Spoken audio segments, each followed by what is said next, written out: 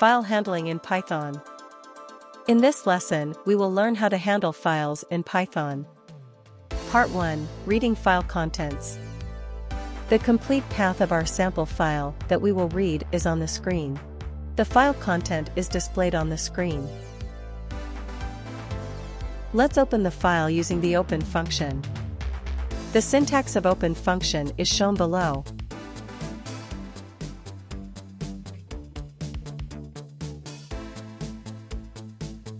Here fp points to the file object, readme.txt is the file name and r is the file open mode. Before we proceed, let's check few important I/O attributes of the opened file. The file is open, so the closed attribute is false. The mode attribute is r, that is, read mode.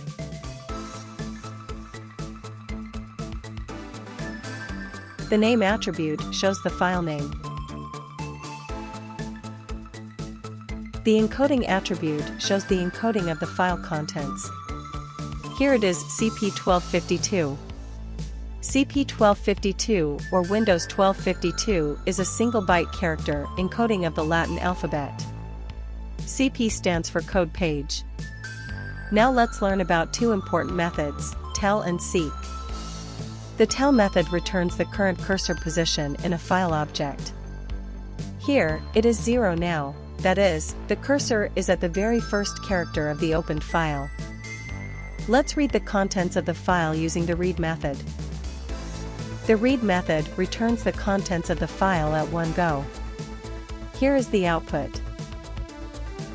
Here \n stands for a new line. Our file has 4 lines, and each line ends with a new line character. Let's recheck the cursor position now using tell. It is 100 now. That is, the cursor has moved forward after reading the contents. Actually, the cursor is at the end now. If we try to read the file again, it will display nothing, because there are no more characters after the current cursor position. Let's move the cursor position to the start of the file object using the seek method. Here 0 is the character position where we want to set the cursor position. Our cursor position is at the start of the file object. Now, let's read just 5 characters. The argument 5 passed to the read function is being used for reading 5 characters. We have read these characters from this portion of the file object. Currently, our cursor is just after the text we have just read. Let's read 10 more characters again and check what we get.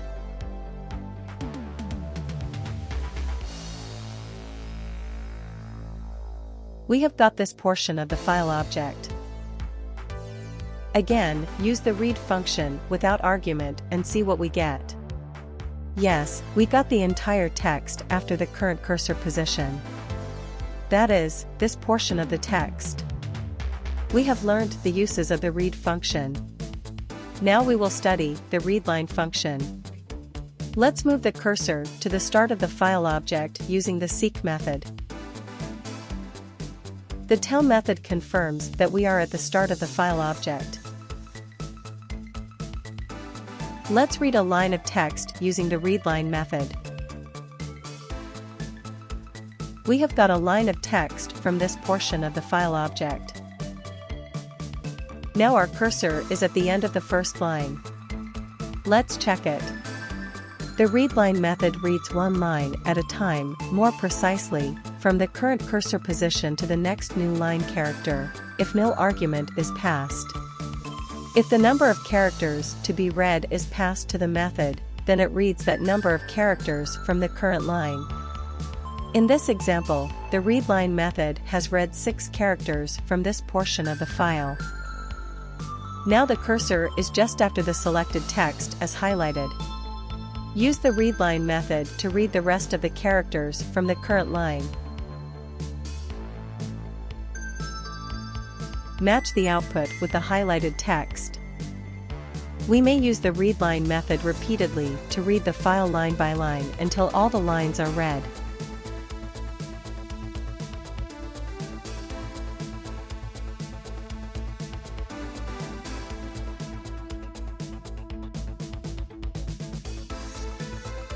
When the cursor is at the end of the file, readline method will return a blank line. Now we will learn the uses of the readlines method. Let's move the cursor to the start of the file.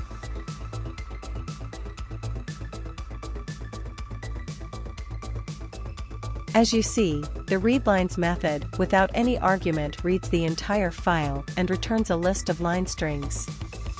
That is, the lines of the files become the items of a list. Let's check the cursor position again. Obviously, it is at the end of the file as we have just read the file fully. If we use the readlines method again, it will return a blank list because there is nothing after the current cursor position. Let's move the cursor position to the start of the file again.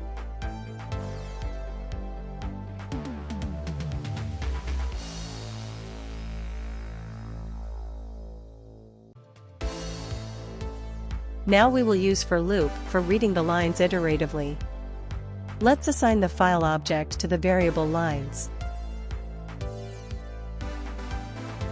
As you can see, lines points to the list of sentences of the file.